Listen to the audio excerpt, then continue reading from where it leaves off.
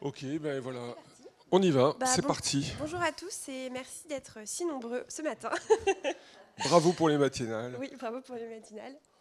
Donc on va vous présenter un atelier sur un projet qu'on a construit ensemble avec Philippe et donc XR+, sur la réalité augmentée et géolocalisation pour l'organisation d'un festival d'art numérique dans la ville qui s'appelle le Digital Art Month.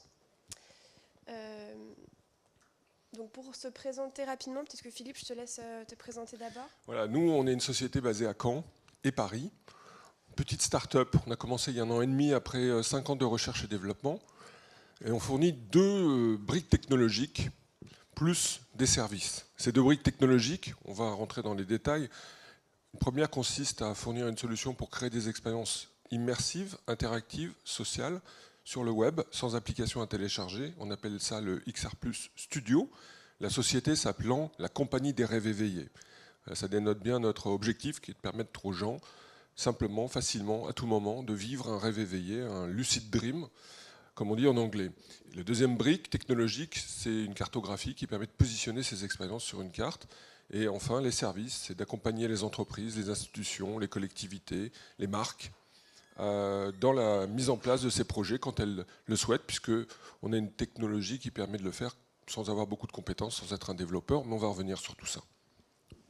Et donc moi je travaille pour le groupe Beaux-Arts et compagnie, donc qui est un groupe que vous connaissez peut-être pour ses activités dans la presse, donc qui détient Beaux-Arts Magazine, Geste et le quotidien de l'art, mais qui a aussi également énormément d'activités en fait dans le secteur culturel, donc des activités événementielles comme l'organisation de ce salon, mais aussi des activités dans l'organisation d'événements, soit à but de démocratisation culturelle, soit à but de faire connaître certains aspects de la dimension artistique ou culturelle et en lien avec le secteur économique.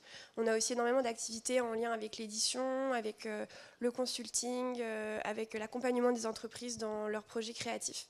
Donc voilà, on essaie d'avoir un petit peu différentes dimensions, différentes briques du secteur culturel et à les faire un petit peu échanger les unes avec les autres.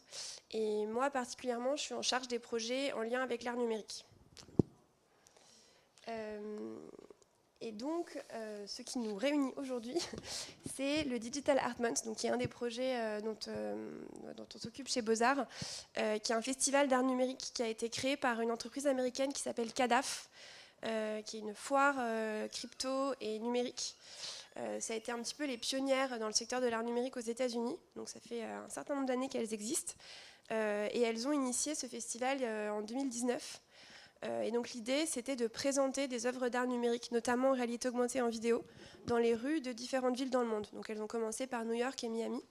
Et puis on a commencé à échanger avec elles en 2020 dans l'idée de lancer aussi à Paris. Parce qu'on trouvait le projet assez intéressant. On était encore vraiment au tout début, donc il n'y avait pas vraiment d'axe. L'idée, c'était vraiment de sélectionner des artistes, de montrer leurs œuvres, et puis de voir comment est-ce qu'on pouvait faire interagir ces œuvres avec le public. Donc en 2020, on a commencé à travailler sur ce projet, sauf que, étant donné qu'il y a eu un contexte un petit peu particulier en 2020, on a décidé de repousser à 2021. Et l'an dernier, à la réouverture des lieux culturels et puis des magasins, des restaurants, etc., on a lancé le festival en juin 2021 dans les rues et on a décidé d'impliquer énormément de lieux culturels, de magasins, de commerçants, d'associations de quartier pour inviter un petit peu le public à revenir dans ces lieux. Donc on a vraiment mis l'accent sur l'idée de dialogue, de faire se déplacer les publics. Et puis on s'est dit que c'était une édition, comme on a dû l'organiser très rapidement parce qu'on attendait un petit peu de voir comment est-ce que le contexte sanitaire allait évoluer, une édition pour voir en fait comment est-ce que le public allait réagir. Donc l'an dernier, on avait cette carte avec donc tous ces points qui sont des points d'intérêt où il y avait à chaque fois une œuvre d'art numérique en réalité augmentée ou en vidéo. Donc à chaque fois, vous aviez cette étiquette qui expliquait quelle était l'œuvre, quelques informations sur l'artiste. Et donc là, c'était un exemple d'une des œuvres d'art qu'on avait montrées. C'était une œuvre vidéo. Et puis, on a eu l'opportunité l'an dernier de participer à Vivatech, donc qui était un peu le premier salon qui a été organisé après la réouverture de tous les lieux d'événements. Et Vivatech voulait s'engager un petit peu dans l'art et la culture. C'était la première édition où vraiment ils ont eu cette réflexion autour des artistes. Et ils nous ont donné l'opportunité en fait, de créer une galerie d'art numérique au sein du salon. Ce qui était assez intéressant parce que ça nous a permis aussi d'échanger avec des publics qui n'étaient pas forcément les publics avec lesquels nous échangeons habituellement, les publics qui vont dans les musées ou dans les galeries. C'était vraiment un public professionnel, mais très axé sur l'innovation, les entreprises, donc qui ne connaissaient pas du tout l'art numérique. Et en fait, c'est une expérience qui a été vraiment très très positive. Parce que ça nous a permis justement de comprendre en fait comment est-ce qu'on pouvait sensibiliser des publics qui n'étaient pas les publics habituels des musées à l'art numérique, qui est quand même un versant de l'art contemporain qui est encore assez nouveau et qui n'est pas forcément très très très connu en fait dans le grand public. Donc ça, c'était pour l'édition 2021. Et donc à l'issue du mois de juin 2021, on a fait un petit peu un retour d'expérience. Oups. Je sais pas faire quoi, il faut que je... Je sais pas. C'est bon. On a fait un retour d'expérience et on a essayé de dégager un petit peu les axes sur lesquels on voulait vraiment continuer à travailler sur ce festival. Et il y a 3 éléments qui sont vraiment apparus de manière assez importante. Déjà, c'est la sensibilisation de nouveaux publics. Donc à la fois des publics comme ce qu'on a pu faire à Vivatech, des publics intéressés par les technologies mais qui ne connaissent pas forcément le secteur culturel et qui pouvaient nous permettre d'initier des nouvelles choses, des nouvelles expériences, qui pouvaient nous donner aussi des idées pour engager les artistes sur d'autres projets, mais également des publics qui sont des publics soit empêchés, soit des publics qui ne vont pas forcément être à l'aise à l'idée d'aller dans un musée ou dans une galerie, parce qu'ils ne se sentent pas forcément concernés ou qui se sentent intimidés. Et l'avantage de l'art numérique, c'est que comme les médiums, ça va être un smartphone, une tablette, un écran, on s'est rendu compte que ça permettait vraiment au public de se sentir très confortable en fait, avec les œuvres. On a beaucoup travaillé aussi avec des familles, des enfants, en leur expliquant que justement ils pouvaient participer aussi au processus créatif. Par exemple, la réalité augmentée, on leur montrait que l'œuvre, on pouvait la positionner n'importe où dans l'espace, on pouvait la faire bouger, on pouvait changer la taille, on pouvait faire plein de choses. Et donc on a eu un retour très positif aussi des jeunes publics. Donc ça, c'est un axe sur lequel on a vraiment voulu continuer à travailler. Le deuxième axe, c'est la valorisation des artistes numériques, parce que c'est encore un courant qui est assez... qui n'est pas récent, mais dont on commence un petit peu à parler. Donc pour les jeunes artistes numériques, il y a une problématique de visibilité. Donc on a vraiment voulu mettre l'accent là-dessus. Dans la première édition, comme on travaillait avec des curatrices américaines, la majorité des artistes, c'était des artistes américains. Mais on s'est dit que c'était intéressant de pouvoir travailler avec des artistes français ou européens, de donner aussi de la visibilité à ces artistes-là qui étaient un petit peu plus à l'écart de l'art numérique, en tout cas en 2021. Maintenant, ça a un peu changé. Et le troisième point, c'était de donner de la visibilité aux institutions culturelles, non pas forcément qu'elles en aient besoin, mais en tout cas auprès des publics, justement, qu'on arrivait à mobiliser sur l'art numérique, qui n'étaient pas forcément à l'aise à la base avec les lieux culturels. Donc on a vraiment voulu profiter de ce festival pour aussi initier un dialogue assez fort avec les institutions et les impliquer aussi dans le festival. Et donc du coup, ces 3 enjeux-là nous ont permis de penser justement cette deuxième édition parisienne du festival, qui a eu lieu pendant tout le mois de juin. Donc je crois que c'est le dernier jour aujourd'hui. Et donc on a travaillé à nouveau avec les curatrices, les 3 curatrices avec lesquelles on avait travaillé déjà l'an dernier, qui ont fait un appel à candidature partout dans le monde pour sélectionner des artistes. Elles ont choisi cette année un thème curatorial justement pour nous accompagner dans cette idée d'échange, de mobiliser de nouveaux publics. Donc cette année, le thème c'était sur la paix, et notamment la paix en Ukraine. Donc voilà, donc elles ont vraiment engagé les artistes à travailler sur ce sujet-là. Elles ont aussi proposé à des artistes ukrainiens de les aider à créer les œuvres en réalité augmentée ou en vidéo. Et puis, à l'issue du festival, les bénéfices seront reversés en partie à des associations pour accompagner le peuple ukrainien. Donc là, par exemple, on vous a mis 4 exemples d'œuvres en réalité augmentée en vidéo. Et en fait, l'idée à chaque fois, c'était aussi de travailler avec le lieu dans lequel on les montrait, pour essayer de créer à la fois le dialogue avec le public et avec l'institution ou avec le lieu dans lequel on le montrait. Donc par exemple, la première œuvre de Ken Xu, qui est un artiste japonais, on la montre devant l'appartement de Boris Vian. Alors, je ne sais pas si vous connaissez l'appartement de Boris Vian, mais c'est un lieu vraiment assez incroyable et très caché dans Paris, dans une toute petite ruelle. Et on trouvait assez intéressant justement de faire écho à l'œuvre de Boris Vian, qui s'est beaucoup engagé justement sur la sensibilisation de public à la littérature, à l'art, et puis en passant par l'aspect très scientifique aussi de son travail. Donc on a vraiment essayé de travailler là-dessus. Et l'œuvre, elle montre, alors je ne sais pas si vous voyez trop sur cette petite image, mais Mais l'idée, c'est un personnage qui échappe à la violence, voilà, qui fait une chute pour échapper à la violence. Ensuite, Alexander Primark, c'est un artiste ukrainien justement, qui fait des œuvres vidéo. Donc on en a montré 2 dans cette édition du festival. Donc voilà, c'est une des 2 œuvres. Hermine Bourdin, c'est une artiste française pour le coup, qui travaille sur le corps de la femme et ce qu'il peut dégager. Donc elle travaille beaucoup avec ces formes de corps féminins.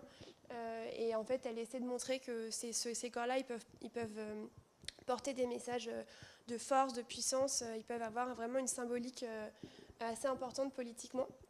Et donc cette œuvre-là, on l'a mise devant l'hôtel de ville à Paris. Et c'est aussi une idée de faire écho, parce qu'elle a beaucoup travaillé sur la figure de Marianne.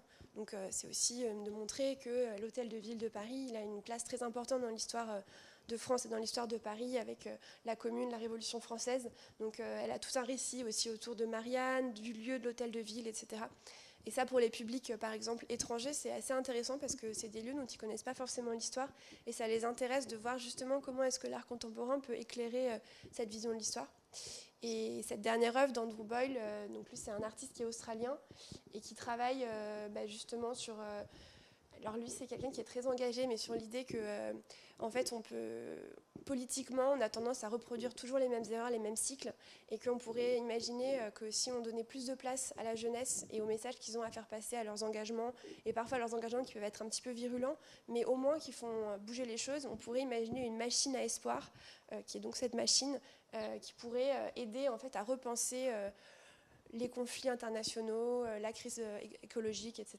Donc voilà, ça c'est 4 exemples d'œuvres. On en avait une 50aine cette année. Et une fois qu'on avait fait cette sélection, l'enjeu pour nous c'était de trouver la manière du coup de répondre à nos 3 axes et de donner la valorisation à ces œuvres. Donc de trouver une manière de développer une technologie pour trouver à la fois le public et puis mettre en valeur les institutions. Sachant qu'une des problématiques qu'on avait, c'est qu'on a eu très peu de temps pour le développer, qu'on voulait que la technologie soit assez inclusive justement pour pouvoir toucher des publics qui ne sont pas forcément soit à l'aise avec la technologie, soit pas très à l'aise avec l'art. Et donc trouver une dimension peut-être un petit peu ludique, facile en tout cas. Et c'est donc là que Philippe est entré en scène. Ok, merci beaucoup. J'ai réappris beaucoup de choses. Et merci pour ça. Mais comme on est peu nombreux, n'hésitez pas, si vous avez des questions, à nous poser au fil de la présentation.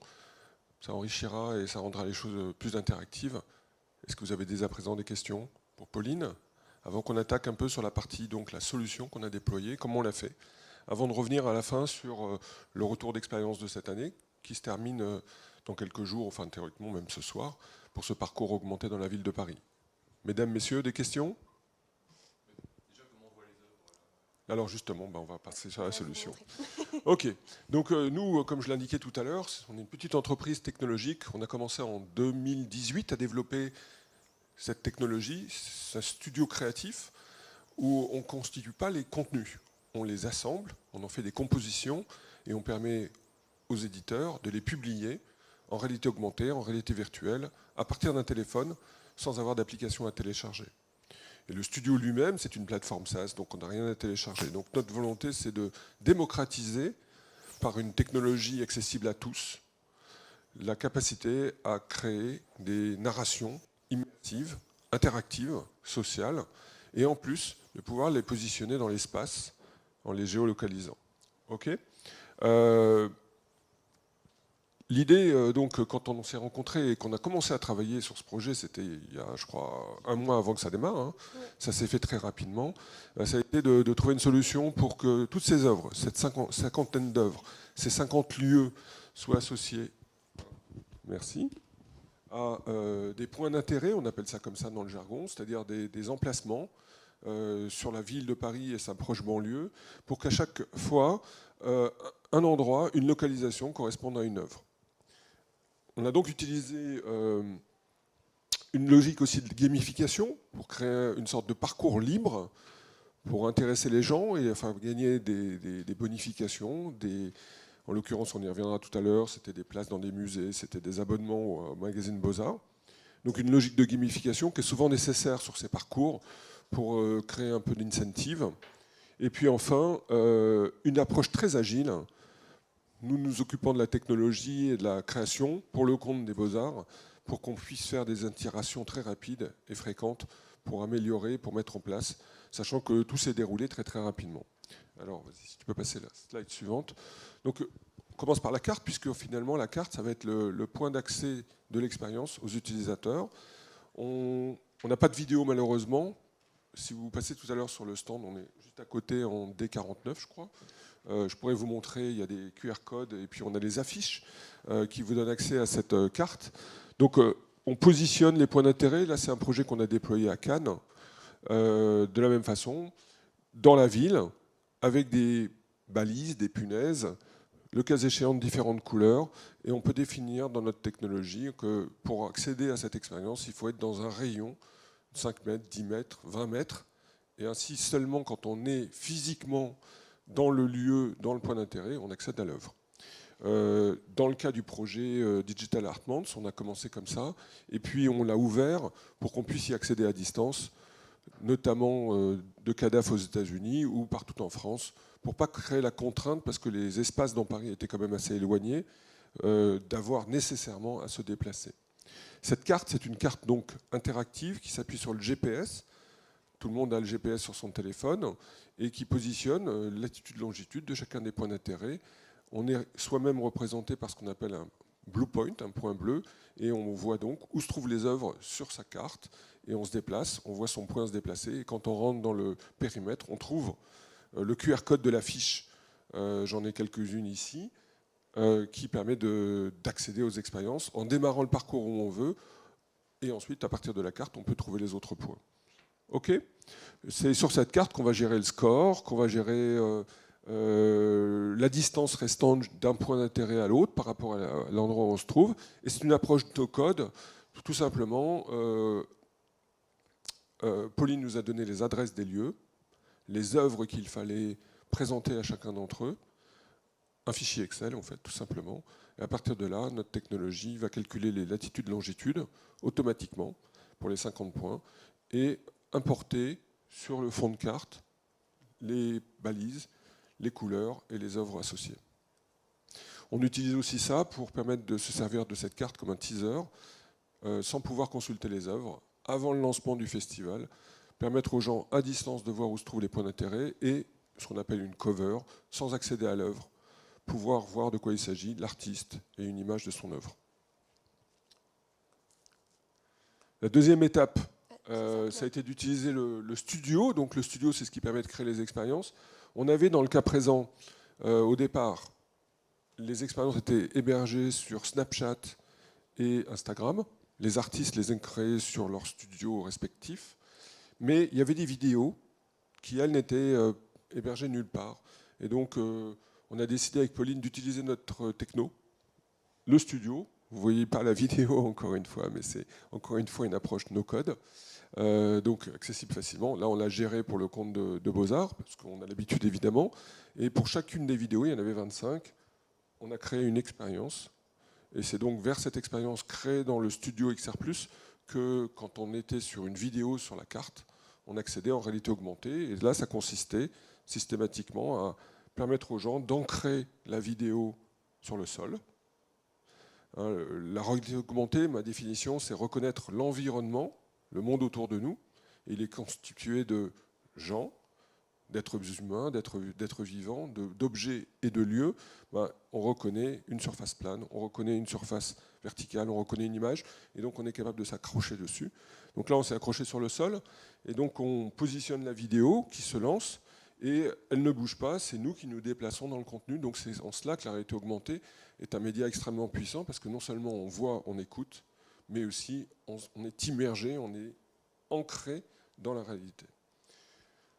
Voilà, allons-y. On avait fait d'ailleurs une petite vidéo d'introduction avant même d'accéder à la carte, humanisée, donc on le voit le monsieur qui est là. Là, j'avais tourné cette petite vidéo rue de Rivoli, pas loin d'ici, donc bon, malheureusement on ne voit pas, mais vous avez... c'est un immeuble squat en quelque sorte d'artiste. Hein. C'est le 59 Rivoli. Donc il y a, je crois encore normalement, l'affiche. On scanne la fiche, on accède à cette vidéo introductive où il présente, on le voit le fond de carte derrière, et tout autour de soi, puisque c'est en réalité augmentée, on voit les images de toutes les œuvres. Et lui, c'est un acteur, mais pour générer ces vidéos avec des tarifs et des coûts et de rapidité incroyables, on utilise de l'intelligence artificielle avec 50 acteurs, 50 langues, et en quelques minutes, on génère les vidéos. Et je peux vous dire qu'elles sont parfaitement photoréalistes. Et donc, il explique le concept, excusez-moi, il explique le concept du jeu, et en cliquant sur le bouton qui se trouve en dessous, on accède à la carte. C'était la vidéo, l'expérience introduction, qui expliquait le pourquoi, le comment, les règles du jeu, et ensuite les cartes pour accéder aux œuvres elles-mêmes. Voilà. Et du coup, les résultats, donc là, vous Est-ce avez... que des questions par rapport à où on en est? Est-ce que c'est clair? Ça va?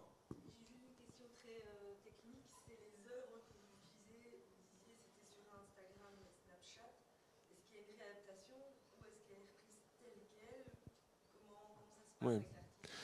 Alors, les artistes ont créé et publié leurs œuvres sur leur compte Instagram et Snapchat. Pour le compte de Kadhafi, sauf erreur de ma part, aux États-Unis, en même fait, pas. non, pour leur compte à eux. Pour leur compte à eux. Voilà, c'est des plateformes qui leur permettent d'avoir plus de visibilité parce qu'elles sont généralement adoptées. Mais c'est les artistes qui les créent, après elles sont sélectionnées par Kadhafi. Voilà, c'est ça, la curation est faite par Kadhafi.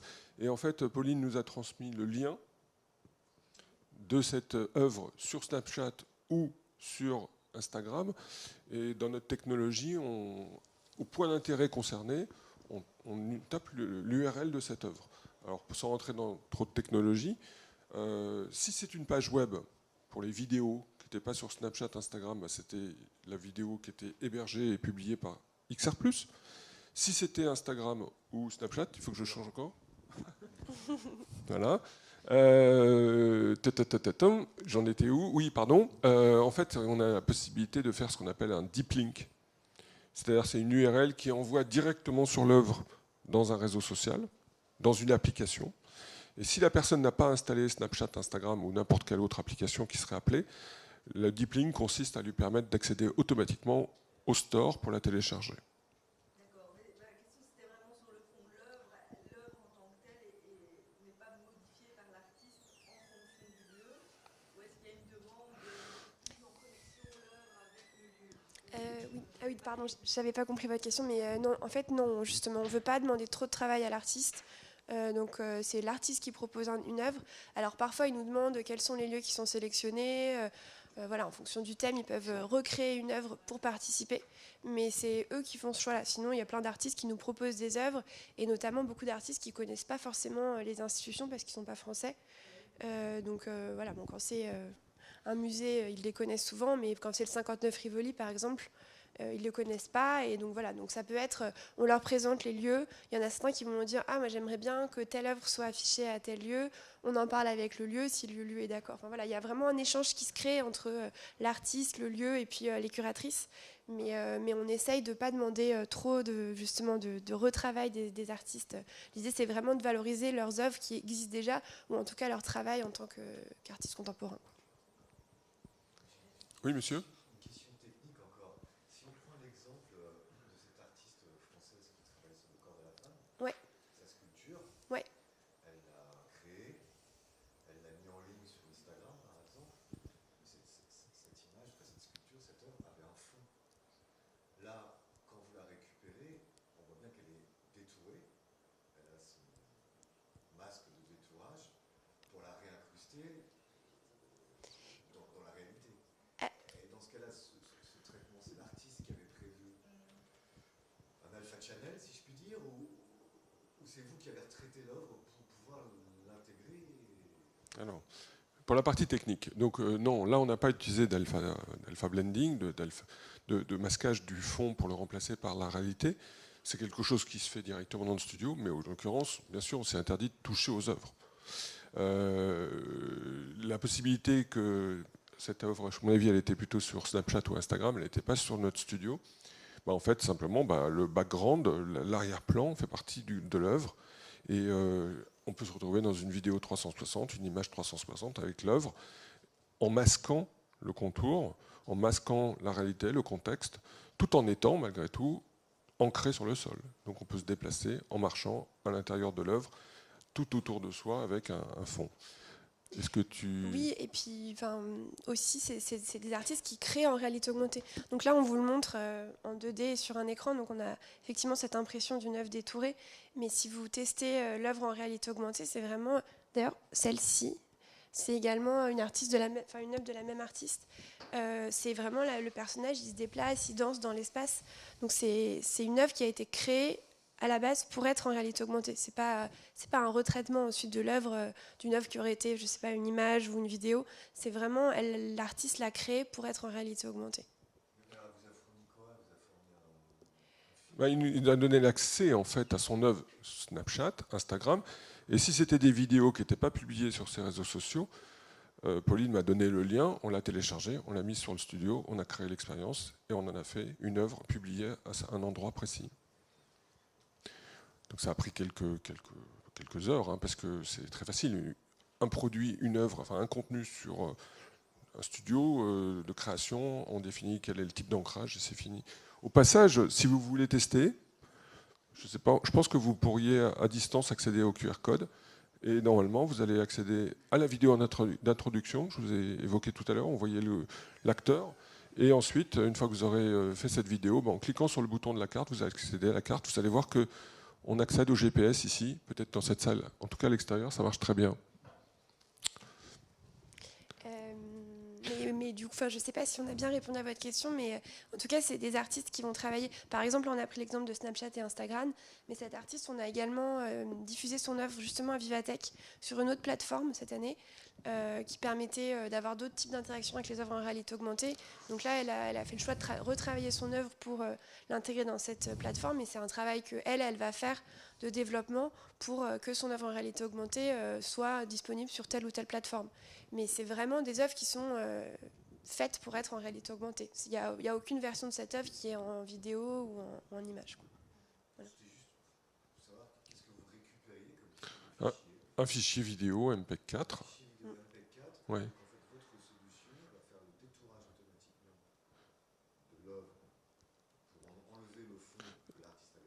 Non, justement, là, on s'interdisait bien sûr de retirer quoi que ce soit à l'œuvre. Excusez-moi, mais quand on voit l'œuvre de cet artiste, Alors, elle a un volume, elle a un trou au milieu. Si elle l'a publié sur Instagram, peut-être n'avait pas mis de fond. Dans ce cas-là, on avait juste la forme de sa sculpture. Okay. alors, attendez, excusez-moi pour qu'on soit plus précis. C'était une œuvre qu'on a présentée tout à l'heure. On va la revoir. Celle-ci. C'est la dame qui danse. La dame qui danse. Voilà. Sur l'Arc de Triomphe. L'Arc de Triomphe, par exemple. Oui, pardon. Non, Celle d'après. non, celle d'après, Ouais, parce que celle-là, ça, on c'était voit l'an mieux, dernier. Ok. Voilà, Ça, celle-ci. si c'était un... Ok. Ouais. Sauf erreur de ma part, ça, c'était pas une vidéo. Non, ça c'était une œuvre en réalité augmentée qui là a été prise devant l'Arc de Triomphe parce que c'est une œuvre qu'on peut positionner. Là, on pourrait la positionner dans la salle, par exemple. Non, mais c'était un modèle 3D en fait. Donc elle n'était pas sur... Nous, on a traité dans notre studio que les vidéos. Donc les vidéos étaient en 2D, ancrées sur le sol. Là, c'est un modèle 3D. Il aurait pu être mis sur le studio, il était sur Snapchat ou Instagram, je ne sais pas. Et donc il y a un ancrage sur le sol. Et effectivement, l'utilisateur va voir cette sculpture 3D avec son drapeau. Vous voyez que d'ailleurs le drapeau ne bouge pas, donc c'est statique. Et il va pouvoir l'ancrer, marcher tout autour, etc. Là, nous, on a juste, à partir de la carte, publié sur la carte pour aller sur Instagram ou Snapchat. C'est tout. C'est un lien Internet, quoi. En fait, on redirige à partir du QR code. Ouais, alors, ok. Tout à l'heure, faites l'expérience avec l'affiche, scannez-le en partant, ou passez me voir et vous verrez comment ça fonctionne. Ouais. Ouais. Bien sûr, Oui, bien tout à sûr. fait. La vision qu'on voit là, ce que vous avez filmé là pour nous montrer, on est d'accord que c'est ce que voyaient les gens.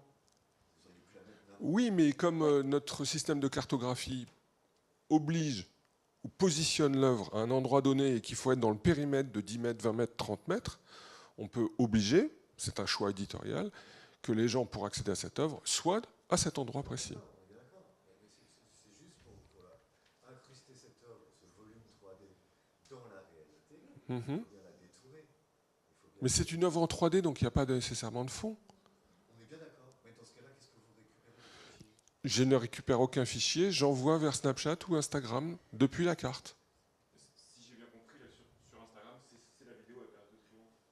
Et donc, Ah ben alors, si sur Non, non, Instagram en fait, c'est une ça, vidéo, ça relie vers un lien.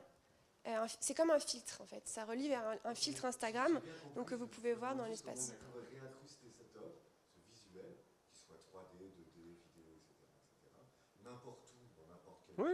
lieu, à partir d'un lien Snapchat. Je me dis, mais parce que vous accédez, alors quand vous cliquez sur le lien de la carte, vous lancez l'application Snapchat ou Instagram, vous accédez à l'œuvre et l'artiste a défini qu'il fallait s'ancrer sur le sol, donc Snapchat va fournir via son application la possibilité de voir cette œuvre automatiquement ancrée sur le sol. Moi, je n'ai pas fait l'expérience, je ne sais pas moi qui l'ai créée, je ne fais que fournir un accès depuis la carte à cette expérience sur Snapchat, Instagram. Non, c'est toujours pas très clair. Voilà. Avançons et on en reparle tout à l'heure. Désolé. la question que je me pose pour suivre peut-être le raisonnement, c'est est-ce que du coup sur Snapchat, il y a des liens qui proposent des modèles 3D? Tout le monde est libre d'aller sur Snapchat, mettre un contenu, image, texte, modèle 3D. Il y a des limitations techniques, il y a des limitations éditoriales, il y a des limitations de code of practice, etc. Bon, c'est les règles de chacun des réseaux sociaux, et de le faire en toute liberté. Derrière, c'est un lien. Soit on prend ce lien, ce qu'on appelle donc un deep link, et ça permet aux gens, depuis une page web, d'y accéder, ou de télécharger l'application s'ils ne l'ont pas. Et puis bien sûr, quand on est à partir de son compte Snapchat, Instagram, Facebook et tous les autres réseaux sociaux, on peut le partager avec sa communauté, qui sont notifiés qu'une œuvre ou qu'un contenu est disponible. Ce qui a fait la réputation de ces plateformes, c'est souvent les filtres faciaux, vous savez, sur ces masques. Et on peut s'amuser à le placer sur son visage et le partager à son tour. Oui. Ok. Et donc du coup, les résultats donc, de cette édition 2022, donc effectivement, en un mois, on a pu déployer la carte et la technologie développée par XR+, sur 50 points d'intérêt dans Paris. Donc les 50 points, c'était à la fois des musées, des galeries, et puis des écrans. On avait un partenariat avec Clear Channel, donc des écrans qui sont dans la ville de Paris, dans les centres commerciaux. D'ailleurs, il y en a dans le carrousel du Louvre. Si vous faites un petit tour après, vous verrez les œuvres.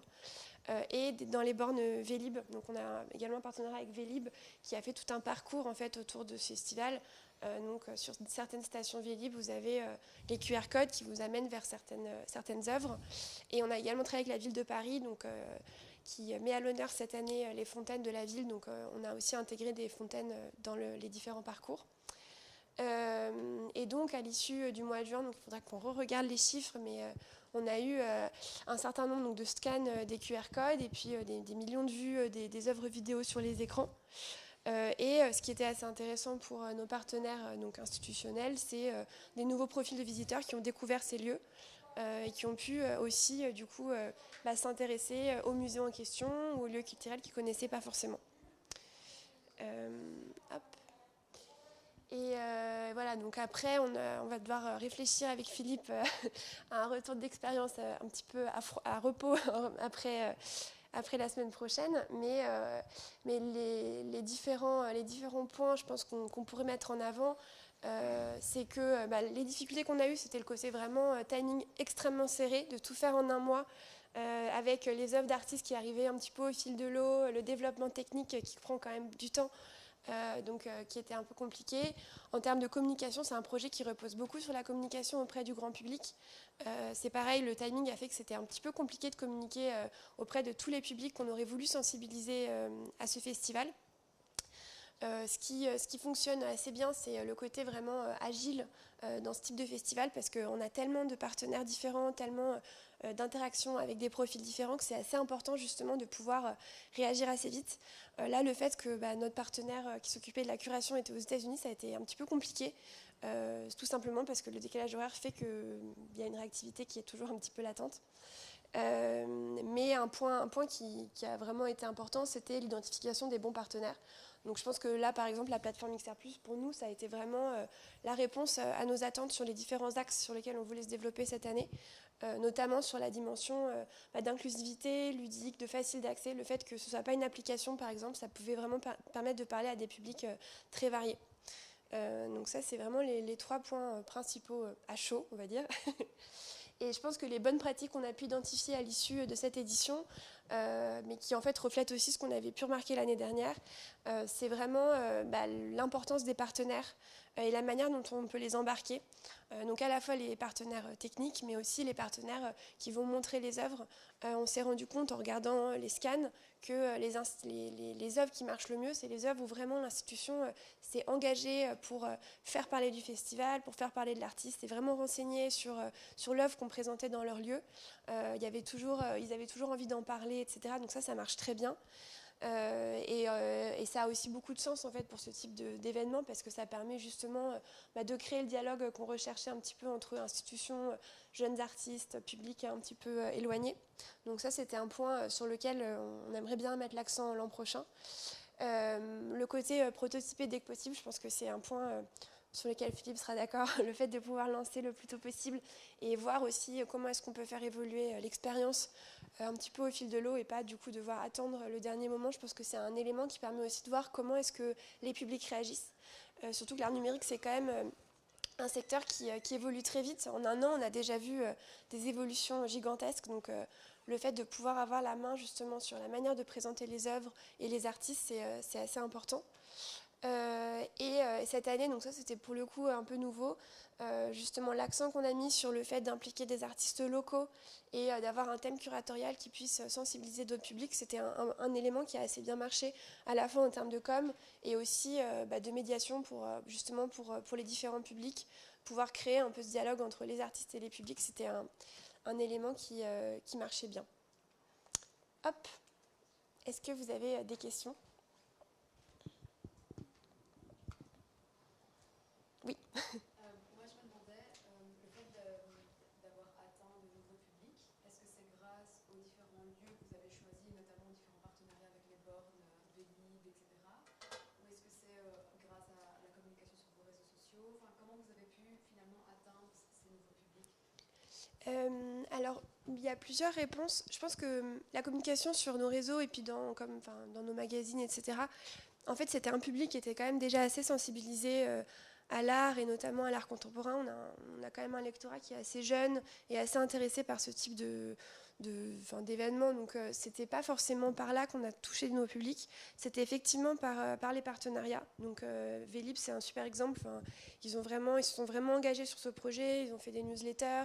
Ils ont créé un parcours à vélo en proche banlieue, parce que l'idée c'était aussi d'impliquer les proches banlieues pour sensibiliser d'autres publics, notamment les publics de famille. Et puis après, on a essayé de travailler notamment avec la ville de Paris pour imaginer des manières justement de sensibiliser d'autres publics. Et on a eu cette démarche, je pense qu'on aimerait bien accentuer l'an prochain, de ne pas se contenter d'être sur Paris, mais d'impliquer aussi toutes les villes de la petite couronne. Donc ça, c'était aussi un élément qui intéressait en fait le public de ces villes et qui les a aussi poussés à venir dans des lieux culturels parisiens qui ne s'identifiaient pas forcément comme des lieux qui les attiraient spécifiquement. Donc ça, c'était un des éléments.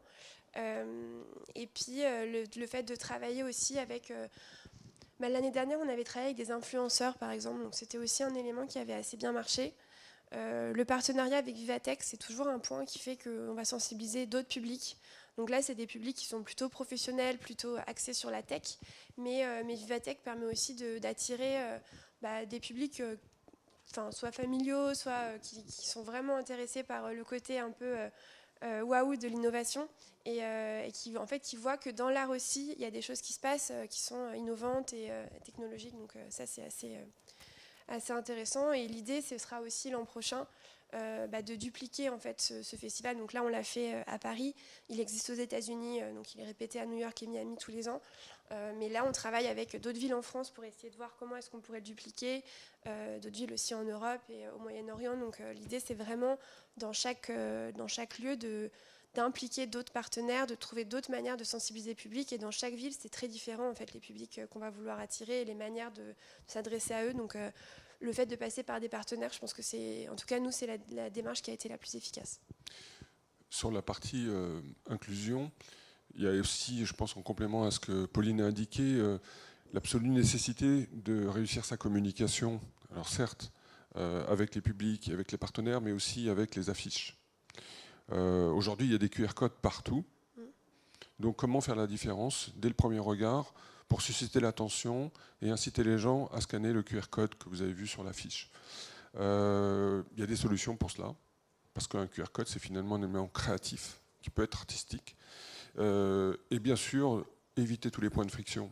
Donc, promettre ou permettre d'accéder très vite à quelque chose, expliquer les bénéfices qu'on peut en tirer, et dans notre cas, alors peut-être que je prêche pour ma chapelle, donner la capacité d'accès à tous les smartphones, sans avoir d'application, puisqu'on sait que 90% des gens ne veulent pas télécharger d'application, ou s'il y a un téléchargement d'application, si on met de côté de toute façon l'aspect coût, développement, manque d'agilité qu'une application à télécharger nécessite au niveau développement, le fait que ce soit une page web, en un clic, j'accède à l'expérience et je démarre. Après, on peut partager directement l'expérience avec son téléphone en affichant le QR code dans l'expérience. Donc du coup, je peux, avec mes proches physiquement présents, accéder à l'expérience. Donc c'est un autre aspect de réseau social pour des gens à proximité. Et puis, conserver en favori, dans notre cas ici, c'était une carte, pour pouvoir redémarrer le parcours plus tard, retrouver où j'en étais, quelles étaient déjà les œuvres que j'avais visitées, les lieux que j'avais visités, puisqu'il y avait quand même cet intérêt supplémentaire qui était d'avoir un bonus à 20 œuvres consultées, accédées, pouvoir bénéficier de quelque chose d'intéressant, des abonnements, des entrées dans les musées. Donc c'est un peu tout ça aussi qu'il faut penser et le faire en amont évidemment, très tôt dans sa stratégie de communication. C'est souvent là-dessus, de notre expérience, pour avoir déployé pas mal de projets maintenant avec ces parcours, que le bas blesse en fait. C'est que la communication de l'opération elle-même n'est pas suffisamment attractive ou pas suffisamment pertinente pour que les gens aient envie de le faire. Puisqu'on est tous sursollicités aujourd'hui de promotion, de publicité, de contenus digitaux, en veux-tu, en voilà. Est-ce que vous avez une dernière question ? Il nous reste, oui, on est pile dans le timing. À Paris, vous avez travaillé avec quel musée? Du coup, vous pourrez regarder sur la carte. Mais alors, attendez que je fasse la liste. Il y avait le musée Picasso, la maison de Victor Hugo dans les musées, le musée de la chasse à Paris. Attendez que je réfléchisse. On peut vous dire que cette opération leur a ramené du public. Oui. Après, là, on n'a pas encore fait le compte-rendu parce que comme c'est encore en cours, on va faire un débrief la semaine prochaine. Mais oui, en tout cas, les retours des musées sont positifs. Après, c'est pareil, c'est vraiment selon l'implication du musée, on voit aussi l'impact que ça peut avoir. Par exemple, le musée Picasso se sont vraiment beaucoup impliqués dans le festival. Le service de communication a vraiment beaucoup aimé le projet, donc ils en ont profité pour communiquer autour. Le QR code, justement, était très visible en fait, à l'entrée du musée. On avait échangé avec, c'est pragmatique, mais les personnes qui s'occupent de la sécurité à l'entrée. Et donc du coup, il y a vraiment un dialogue qui s'est créé autour de l'œuvre numérique pour les passants, pour les personnes qui regardent juste la façade du musée, mais aussi pour les personnes qui rentrent dans le musée. Et ça, du coup, c'était une expérience qui a très bien marché pour le musée Picasso parce que ça a permis d'attirer ces nouveaux publics. Voilà. Oui, on a aussi, en fait, avec la carte et les QR codes, la possibilité de tracer et de savoir par où les gens ont commencé leur parcours, à quel endroit, quel QR code ils ont scanné, et donc quelle œuvre ils ont par quelle œuvre ils ont commencé.